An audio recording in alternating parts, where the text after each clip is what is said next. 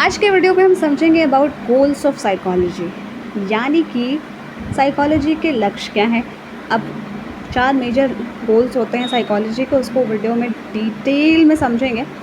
उससे पहले हम एक छोटा सा डिस्कशन कर लेते हैं कि जब भी कोई विज्ञान होता है उसके कुछ स्पेसिफिक गोल्स होते हैं, जैसे समझना, एक्सप्लेन करना, प्रेडिक्ट करना या फिर कंट्रोल करना।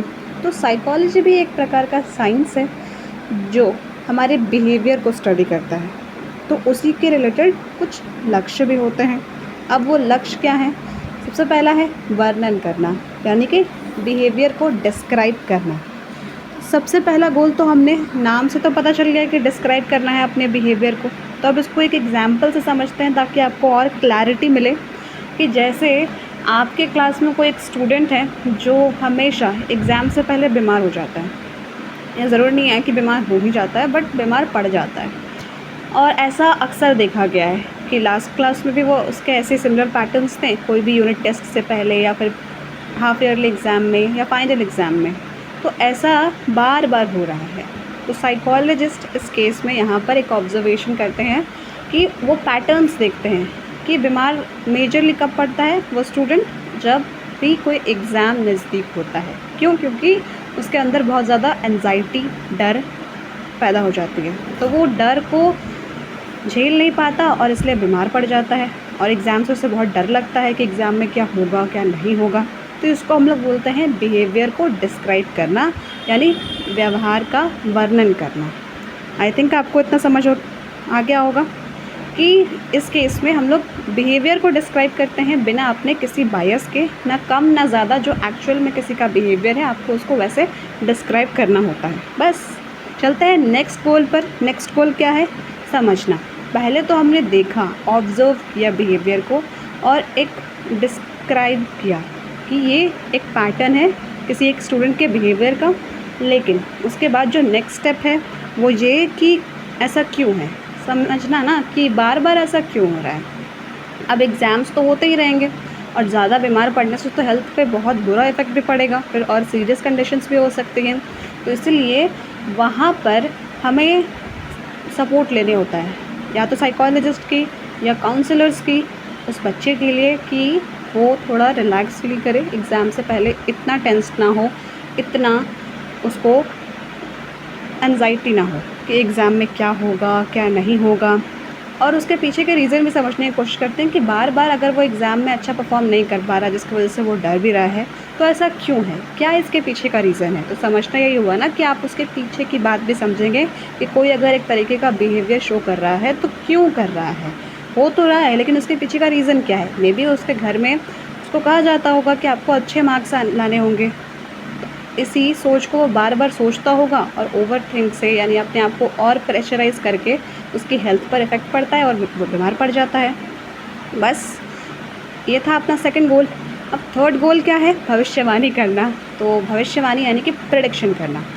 कि कई बार आप ये खुद भी ट्राई करके देखिएगा कि आपको जब पता चल जाता है ना कि वो एक स्टूडेंट है जो जब भी एग्ज़ाम होता है तो उसकी हेल्थ पर इफ़ेक्ट पड़ता है, वो बीमार पड़ जाता है। तो कहीं ना कहीं हमारा माइंड ये टैकल कर लेता है या एक चीज़ को नोटिस कर लेता है कि एग्ज़ाम मतलब वो बीमार, तो एक पैटर्न का ऑब्जर्वेशन करता है। अब जब नेक्स्ट टाइम कोई भी यूनिट टेस्ट का नोटिस भी आएगा तो आप या आपके क्लास के मेजॉरिटी स्टूडेंट्स ये आसानी से बता सकेंगे, साथ में टीचर्स भी, कि इसका मतलब अब उसकी तबीयत ख़राब होगी। जानबूझकर नहीं, बट ऐसा कि वो टेंशन बहुत लेता है, बहुत प्रेशराइज़ करता है खुद को मार्क्स के लिए, इसलिए उस डर में वो पेपर सही से लिख ही नहीं पाता है और फेल हो जाता है या मार्क्स कम आ जाते हैं। और इसी डर को बार बार हर एक एग्ज़ाम में रिपीट करते रहता है, यानी कि एक तरीके का पैटर्न बन जाता है जो हम खुद भी आइडेंटिफाई कर सकते हैं। तो इसको बोलते हैं प्रेडिक्शन करना।